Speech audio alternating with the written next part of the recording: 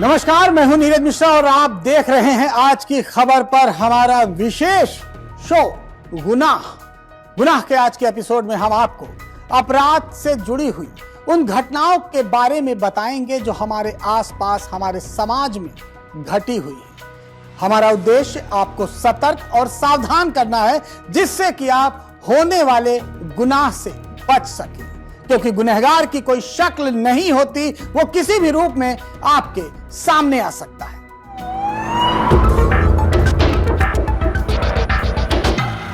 गुनाह की ये पहली वारदात जामताड़ा से है। जामताड़ा, जिसे कि साइबर अपराध का गढ़ कहा जाता है।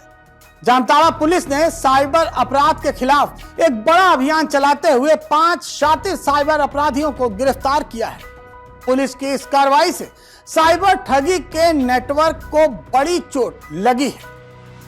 साइबर अपराध थाना को यह गुप्त सूचना मिली थी कि करमनडार और नारायणपुर थाना क्षेत्र में कुछ लोग संगठित तरीके से साइबर ठगी के धंधे को संचालित कर रहे हैं।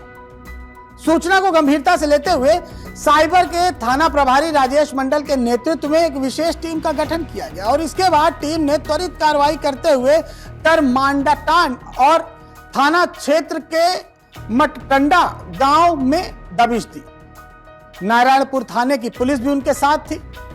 लोकनिया गांव में एक साथ ताबड़तोड़ छापेमारी का अभियान चलाया गया और छापेमारी के दौरान पुलिस ने मौके से विष्णु मंडल, सचिन मंडल, सागर नायक, किशोर दास और विश्वजीत दास नाम के 5 साइबर अपराधियों को गिरफ्तार किया, जो आपके टीवी स्क्रीन पर इस समय दिखाई दे रहे हैं। ये सभी आरोपी लंबे समय से साइबर ठगी के अवैध कारोबार में संलिप्त थे और लोगों को झांसा देकर उनके बैंक खातों से पैसे उड़ाने का काम करते थे। पुलिस के हाथ बड़ी मात्रा में साइबर अपराध से जुड़े उपकरण और सामान भी हाथ लगे हैं।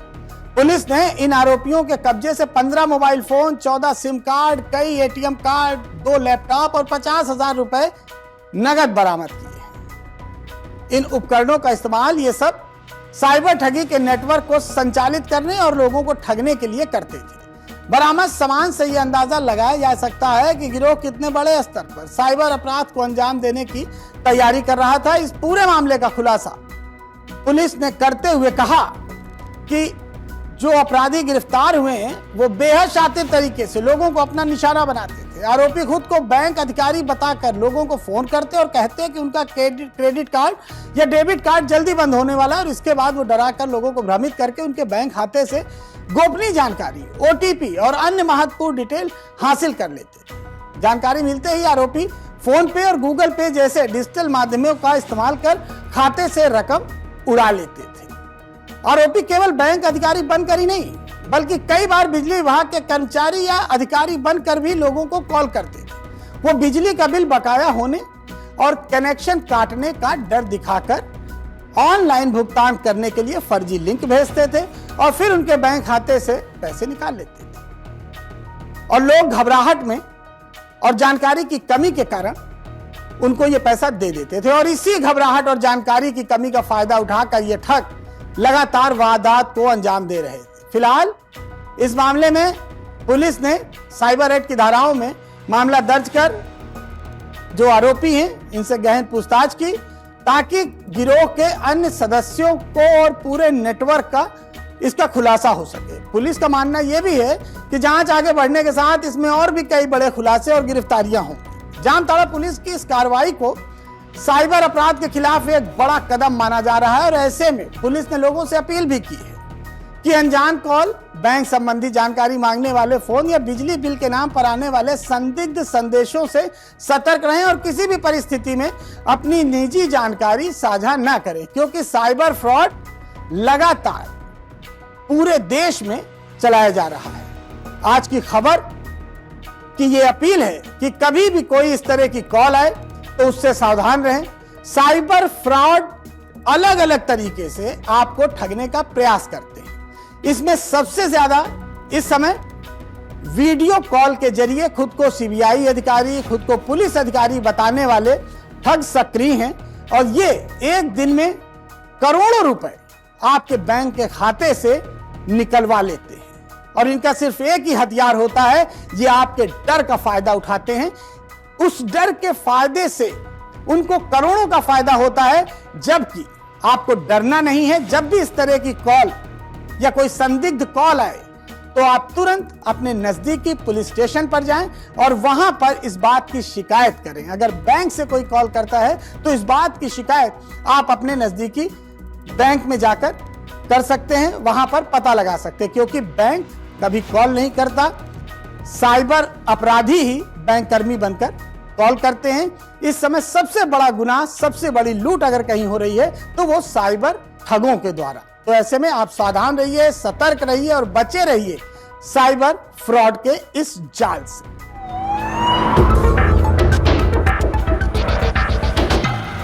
गुनाह की ये वारदात पटियाला के डीसीडब्ल्यू पुल के पास की है।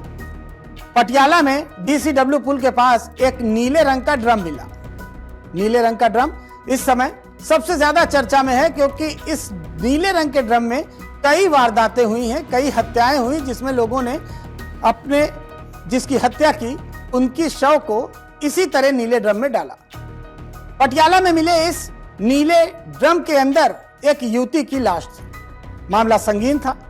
यह सनसनीखेज मामला जैसे ही पुलिस को पता चला कि पुल के नीचे जो ड्रम है उसमें एक लड़की की लाश है और लड़की की उम्र महज 16-17 साल है।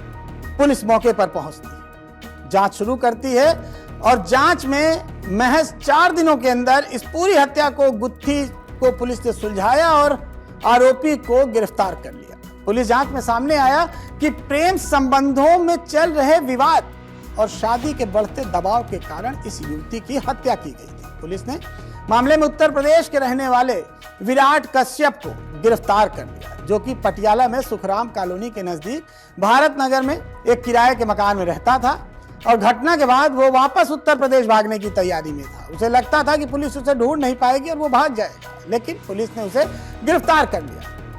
पूरा मामला 26 मई का है। 26 मई की सुबह सब कुछ अपने तरीके से चल रहा था।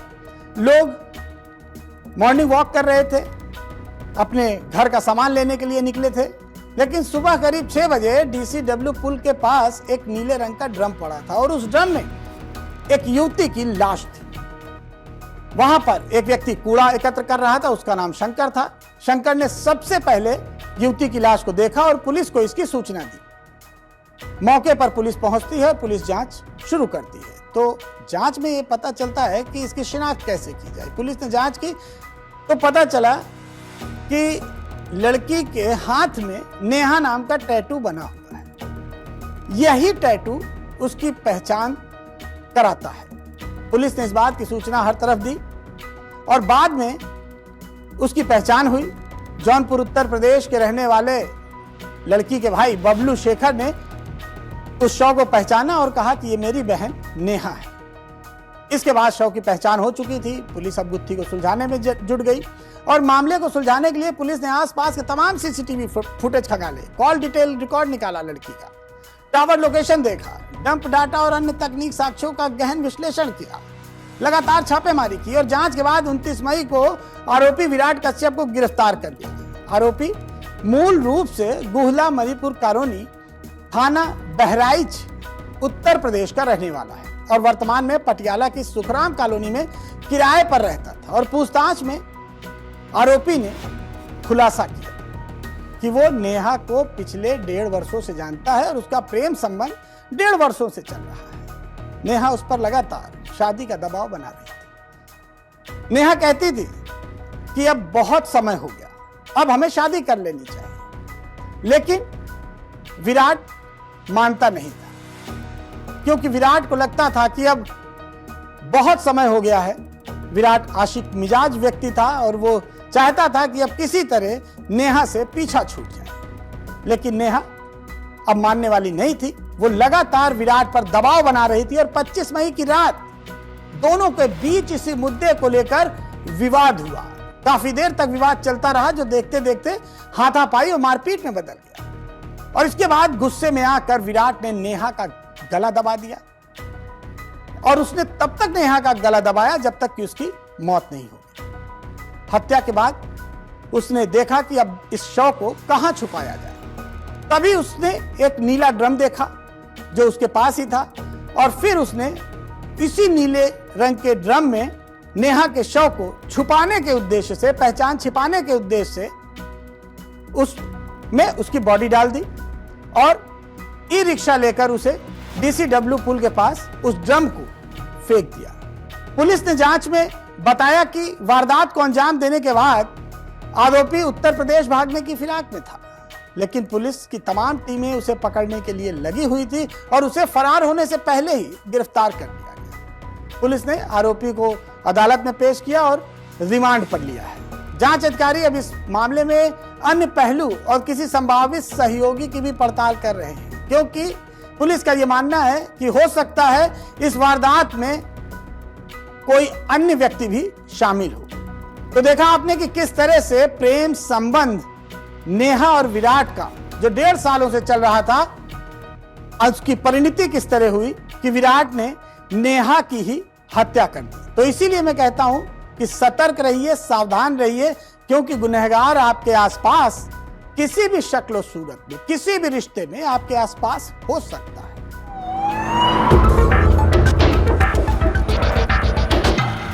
गुनाह की यह वारदात अजमेर जिले से है। यहां के बोराड़ा थाना क्षेत्र के श्रीरामपुरा गांव में दिल दहला देने वाला मामला सामने आया है। एक खेत में स्कॉर्पियो खड़ी थी और इस स्कॉर्पियो में 4 लोग जले हुए पड़े थे। उनकी सबकी मौत हो गई थी। स्कॉर्पियो पूरी तरह से जल चुकी थी और इसके अंदर 4 शव रखे थे। शुरुआती तौर पर इसे हादसा माना जा रहा था, लेकिन अब इस पूरे मामले में जो सच सामने आया है वो आपको चौंका देगा। खुलासा हुआ कि पूर्व सरपंच राम सिंह चौधरी, उनकी दूसरी पत्नी सुरज्ञान देवी, मां पूसी देवी और भांजी महिमा की हत्या कर शवों को स्कॉर्पियो में डाल दिया गया और फिर पूरे स्कॉर्पियो को जला दिया गया। तो सवाल उठता है कि आखिर इन चारों की हत्या इतनी बेरहमी से किसने की और किसने स्कॉर्पियो में इन चारों के समूह को डालकर आग लगा दी। तो इस स्कॉर्पियो हत्याकांड में पता चला कि परिवार के लोग ही शामिल हैं। इस मामले में पुलिस ने पूर्व सरपंच की पहली पत्नी के साथ उसकी नाबालिग बेटी और उसके बेटे को डिटेन किया। पुलिस के अनुसार इन्हीं तीनों ने मिलकर इस जघन्य हत्याकांड को अंजाम दिया। तो चलिए हम आपको बताते हैं कि क्या है यह पूरा मामला। पुलिस को सूचना मिली कि श्रीरामपुरा गांव में घर से करीब 500 मीटर दूर एक खेत के पास सड़क पे एक कार चल रही है और इस कार में 4 लोग मौजूद हैं। सूचना मिलते ही पुलिस मौके पर पहुंचती है।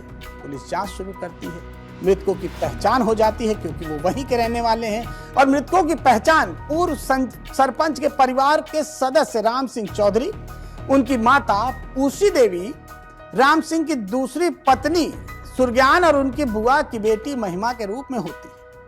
जांच शुरू होती है। जांच में यह सामने आता है कि मृतक राम सिंह अपनी पहली पत्नी सुनीता के साथ लंबे समय से विवादों में चल रहे थे। उनका अपनी पहली पत्नी से विवाद चल रहा था। दोनों एक ही घर में रहते थे और आए दिन इन दोनों के बीच कहासुनी होती रहती थी। घटना की शाम भी परिवार के भीतर विवाद हुआ था। विवाद किस लिए?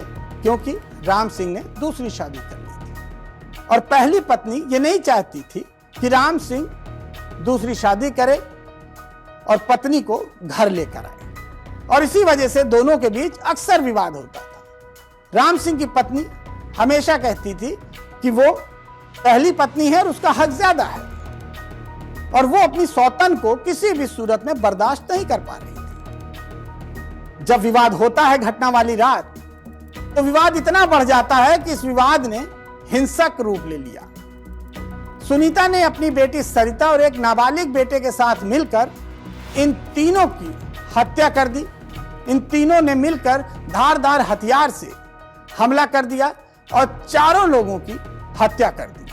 राम सिंह, उसकी मां, उसकी दूसरी पत्नी, रिश्तेदार महिमा की हत्या, जो एक बेटी थी रिश्तेदारी में आई हुई थी, उसकी भी हत्या कर दी। हत्या के बाद चारों शव घर में पड़े रहे।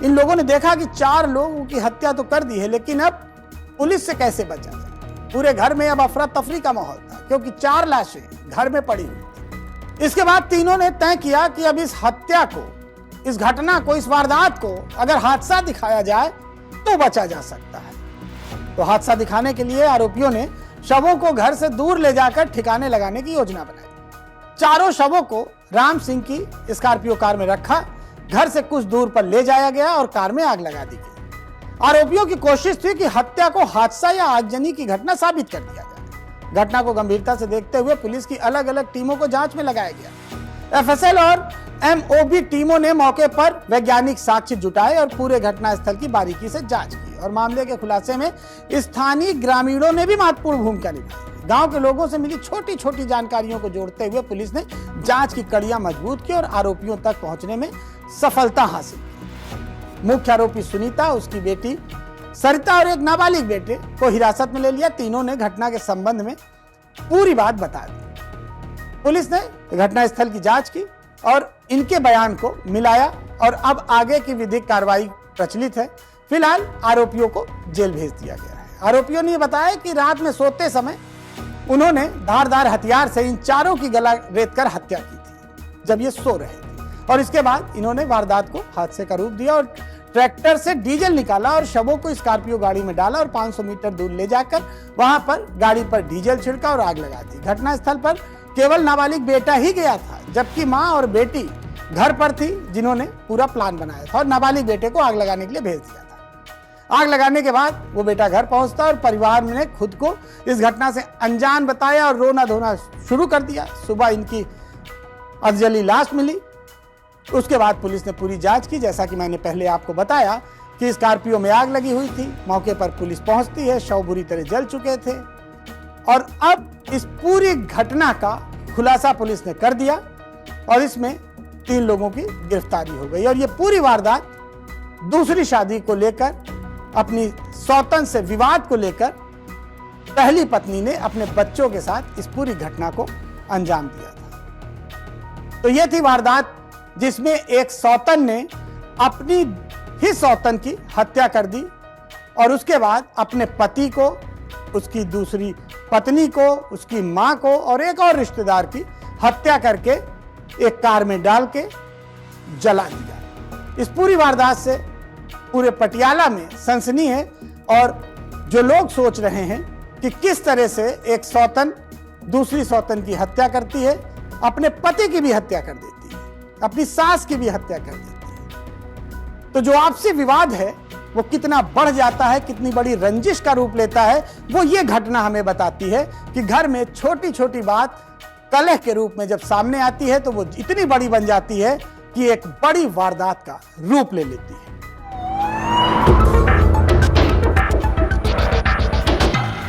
गुनाह की यह वारदात उत्तर प्रदेश के बुलंदशहर की है। बुलंदशहर में चली एक गोली ने न सिर्फ 2 जिंदगियों को हमेशा के लिए खामोश कर दिया, मौत की नींद सुला दी, बल्कि ये एक रिश्तों की भी हत्या थी जिसने एक वारदात का रूप लिया।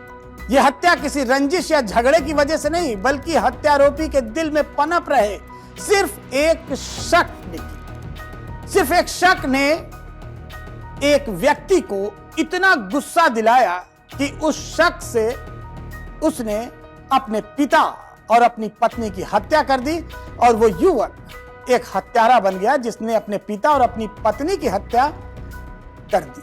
ये पूरा मामला उत्तर प्रदेश के बुलंदशहर के कोतवाली खुर्जा क्षेत्र का है, जहां पर एक शख्स ने अपने पिता को लाइसेंसी रिवॉल्वर से गोली मार दी। इसके बाद उसी शख्स ने अपनी पत्नी को भी गोली मार दी। इस पूरे कांड में पिता की मौके पर मौत हो गई, जबकि पत्नी को घायल अवस्था में नजदीकी अस्पताल ले जाया गया, जहां इलाज के दौरान उसकी भी मौत हो गई। पूरी घटना की सूचना खुर्जा पुलिस को मिलती है। खुर्जा पुलिस मौके पर पहुंचती है और शवों को पोस्टमार्टम के लिए भेज दिया जाता है, जबकि हत्यारोपी को आला कत्ल यानी कत्ल के जिससे किया गया था, जिस बंदूक से, उसके साथ गिरफ्तार कर लिया जाता है। बताया जा रहा है कि खुर्जा कोतवाली क्षेत्र के गांव कलंदरगढ़ी में रहने वाले मुबीन का विवाह बुलंदशहर की ककोर थाना क्षेत्र की रहने वाली सना के साथ हुआ था, जिसके कुछ दिन बाद ही मुबीन के दिल में यह शक पनप गया कि उसकी पत्नी सना के अवैध संबंध मुबीन के पिता यानी अपने ससुर रियाजुद्दीन से, इसको लेकर घर में तनाव की स्थिति रहती। इतना ही नहीं, मुबीन ने इस मामले में अपने ससुराल जनों से भी बात की और इस मामले को कई बार अपने घर में भी उठाया, कई बार वार्ता की। परंतु हालात सुधरने के बजाय और बिगड़ते चले गए और मुबीन का शक आग में झुलसता चला गया। वहीं परिजनों की माने तो इस मुद्दे को लेकर मुबीन और उसके पिता में कहासुनी हो गई और टकराव इतना ज्यादा बढ़ गया कि मुबीन ने अपने पिता की लाइसेंसी रिवॉल्वर उठाई और अपने पिता रियाजुद्दीन की हत्या कर दी। इसके बाद वो गुस्से में अपने पत्नी पर भी, जिसका नाम सना है, उस पर भी गोली चला देता है, जिसमें पिता की मौके पर ही मौत हो जाती है और सना की इलाज के दौरान। अब इस दोहरे हत्याकांड के बाद सवाल हमेशा के लिए उलझा रह गया कि मुबीन का शक सही था या गलत। परंतु इस हत्याकांड ने एक हंसते खेलते परिवार को तबाह कर दिया।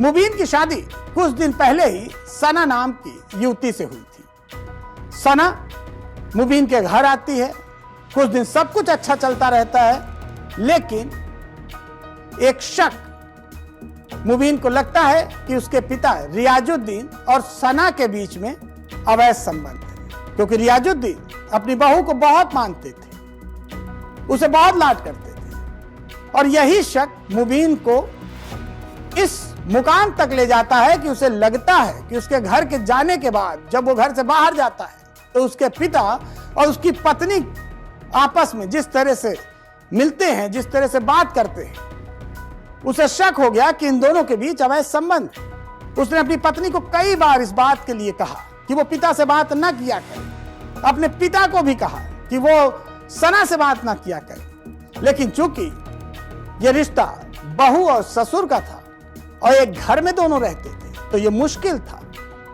दोनों में बातें होती थी और यही देखकर मुबीन का खून खौलता था। मुबीन ने इस बात को अपने परिवार में, अपने खानदान में, अपने ससुराल वालों को भी बताया। ससुराल वालों ने समझाया कि ऐसा कुछ नहीं है, ये रिश्ता ससुर और बहू के बीच का है, लेकिन मुबीन ये मानने को तैयार नहीं था। जिस दिन ये हत्याकांड हुआ उसके पहले भी पंचायत घर में बैठी थी, मुबीन को लोगों ने समझाया, लेकिन इसके बाद मुबीन के पिता और उसकी पत्नी सना ने मुबीन से साफ कह दिया कि हम लोग एक ही घर में रहते हैं, हमारा ये परिवार है, ये हमारे पिता की तरह हैं।